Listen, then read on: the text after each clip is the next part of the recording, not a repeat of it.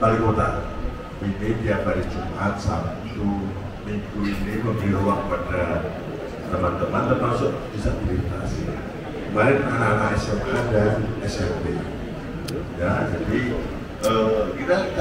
mereka kasih stimulus saja untuk membawa perangkat tangan kecil, tidak perlu mewah-mewah, termasuk yang biasa di nasi libat di Wongso yang pakai seater sama ini. Karena ruang publik yang ada di Balai Kota ini hari-hari biasa nggak ada pertunjukan aja penuh sekali, ramai sekali. Kalau ini bisa kita lakukan, memang sementara baru hari Jumat, Sabtu dan itu. Ya nanti lain hari, karena banyak sekali komunitas-komunitas seni budaya, termasuk yang belum tersinggung ini seni lukis.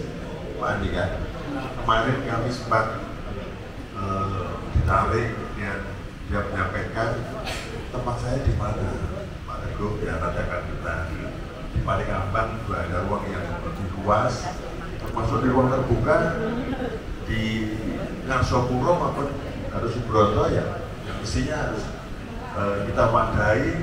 Dan itu tadi kita nyambung dengan beliau, kita beri stimulus, kita beri insentif tanpa pajak, tanpa PPN dan sebagainya. Jadi mereka benar-benar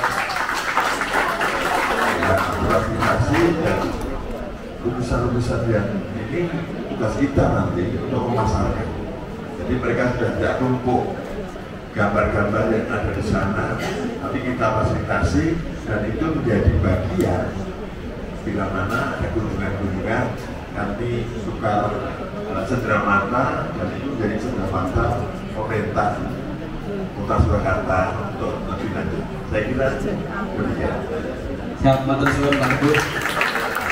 Soal potensi pariwisata, terus kemudian UMKM untuk anak muda itu juga sudah dijawab Gabla.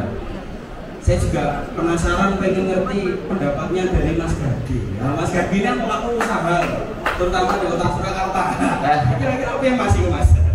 Ya, jadi tadi teman-teman mungkin belum banyak ya yang tahu kalau namanya seniman itu harus punya panggung. Kalau nggak ada panggungnya ya nggak tahu potensinya. Pak Rudi sudah mempersiapkan itu buat teman-teman semuanya, gratis ya Bapak Ibu. Nah kan, tinggal bawa artisnya, tinggal bawa alatnya, sudah tinggal tancap main, satu itu. Kemudian selanjutnya sudah disiapkan dermaga. Ini potensi ekonomi yang bisa diraih. Ada dermaga-dermaga kecil yang keberangkatannya bisa dari beberapa wilayah. Nah ini kita coba, kalau Pak Edi sudah sempat di Semarang, kita akan coba di Solo ya Bapak ya. Mungkin dengan nanti beberapa wahana yang ada, nanti coba kita akan simulasikan, kita uji. Wah ini seolah-olah kita memang sudah mau dilantik ya Pak Edi ya. Amin. Amin. Ini akan lebih menarik ketika masyarakatnya juga menyambut.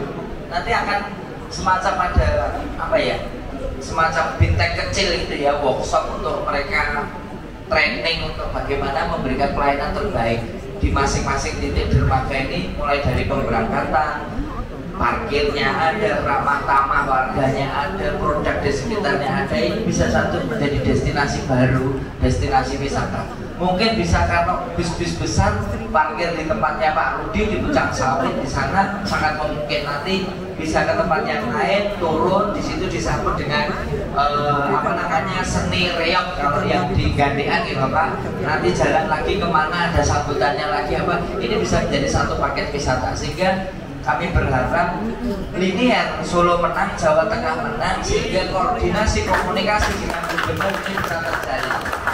Gitu Mas, jadi harus satu suara, bersatu kita teguh.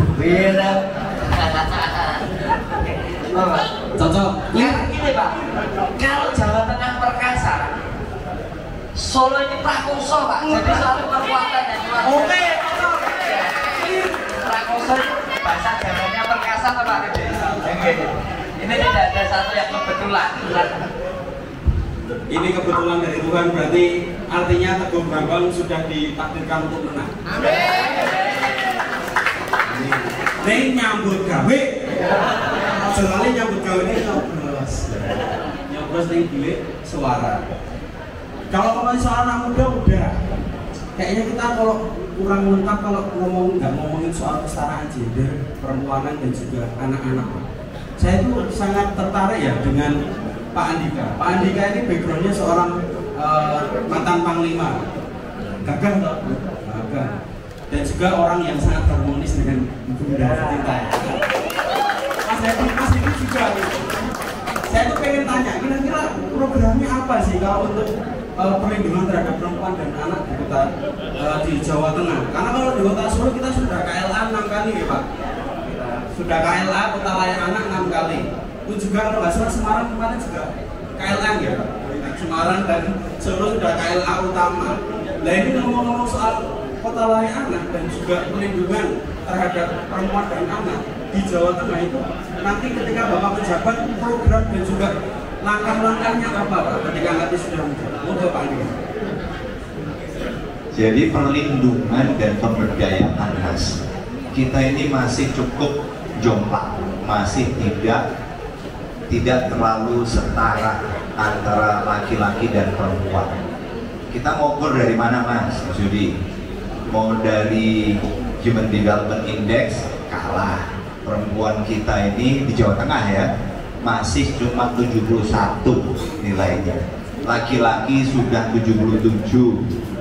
Terus untuk perempuan bekerja dengan laki-laki, perempuan ini masih porsinya hanya 28% Mas.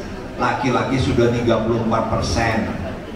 Apalagi sekolah sama, sekolah ini juga ketinggalan untuk perempuan. Lebih banyak yang putus sekolah. Jadi program kami tadi selain kepada individu tadi Mas ada, saya yakin di Kota Solo juga ada lah pemerintah yang sifatnya membantu, mulai dari mau pendidikannya, mau kesehatan, tapi itu kan klasik Mas Jody ya, klasik lah, semua orang nyebut lah itu. Tapi yang saya tambahkan adalah tadi insentif atau stimulus, bahasanya Mas Teguh tadi. Jadi usaha-usaha kalau memberdayakan perempuan itu juga akan mendapatkan macam-macam relaksasi, gitu loh Mas. Misalnya pabrik-pabrik, karena tadi kalau tenaga kerja perempuan itu jauh lebih sedikit Mas.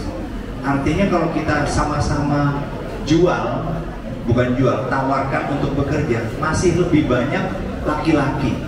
Tapi kalau kita berikan insentif, maka usaha-usaha khususnya pada karya itu punya insentif untuk merekrut perempuan, karena dengan merekrut perempuan lebih banyak maka dia dapat potongan-potongan yang lebih banyak. Nah, kalau kita misalnya dorong usaha itu Mas Yudi, itu variannya lebih banyak lagi.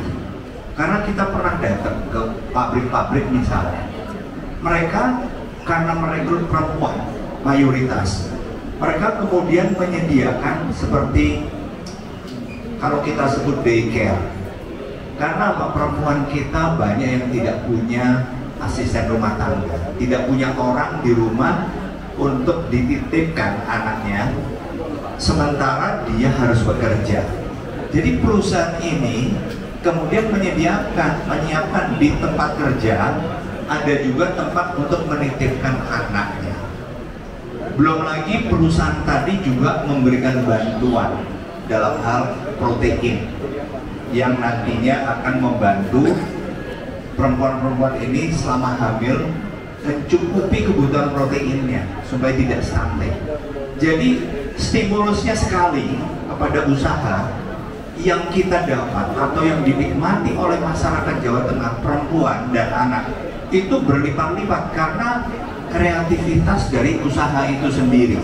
Nggak mungkin dia hanya merekrut perempuan tok Mas, tapi mau nggak mau dia harus juga menghadapi realita bahwa perempuan-perempuan yang bekerja untuk perusahaannya ini punya anaknya nggak bisa dititipin, tambah satu lagi, macam-macam. Jadi itu program kami dan kami yakin kalau market atau pasar yang memberdayakan mereka, yang melindungi mereka, maka akan lebih banyak perempuan yang tertangani atau terlindungi atau terberdayakan. Itu konsep kami. Oke, terima kasih Pak Andika. Tadi